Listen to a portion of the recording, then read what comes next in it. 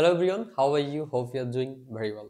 আমরা আজকের এই ভিডিওতে শিখব ভূমিকম্প নিয়ে কিছু শব্দের অর্থ। তো দেরি না করে শুরু করছি।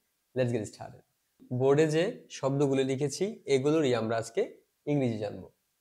তো প্রথমে লিখেছি ভূমিকম্প, তারপর হচ্ছে উপকেন্দ্র, হালকা ঝাঁকুনি বা কম্পন, মাত্রা, পরাঘাত, উদ্ধার। তো এই ধরনের শব্দের আমরা ইংরেজি করা ট্রাই করব।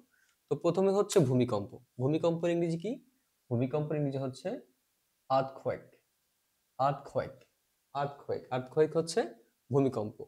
আর উপকেন্দ্র হচ্ছে ইপিসেন্টার। ইপিসেন্টার ইপিসেন্টার উপকেন্দ্র হচ্ছে ইপিসেন্টার। আর হালকা ঝাঁকুনি বা কম্পন হচ্ছে tremor.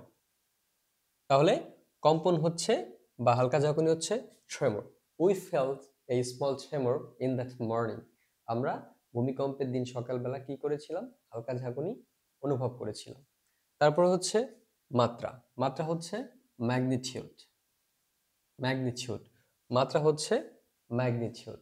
The earthquake had a magnitude of 5.7, অর্থাৎ আর্থকোয়েকের এই মাত্রাটা ছিল 5.7। তারপরে হচ্ছে পরাঘাত। পরাঘাত হচ্ছে আফটার শক। আফটার শক হচ্ছে পরাঘাত। তারপরে আসি উদ্ধার। উদ্ধার হচ্ছে রেস্কিউ। রেস্কিউ রেস্কিউ হচ্ছে উদ্ধার। তারপরে হচ্ছে ক্ষতি। ক্ষতি হচ্ছে ড্যামেজ। ড্যামেজ হচ্ছে ক্ষতি। তারপর হচ্ছে ধসে পড়া। ধসে পড়া ইংরেজি হচ্ছে collapse। collapse হচ্ছে ধসে পড়া। তারপরে হচ্ছে নিরাপত্তা। নিরাপত্তার ইংরেজি হচ্ছে safety. We should have to move an open area for safety. সেফটির জন্য আমাদের ওপেন এরিয়াতে যাওয়া উচিত বা মুভ করা উচিত। তাহলে ভূমিকম্প সম্বলিত এই শব্দের অর্থগুলো আমরা জেনে নিলাম। আশা করছি আমরা মনে রাখার চেষ্টা করব। Thank you for watching. Thank you everyone.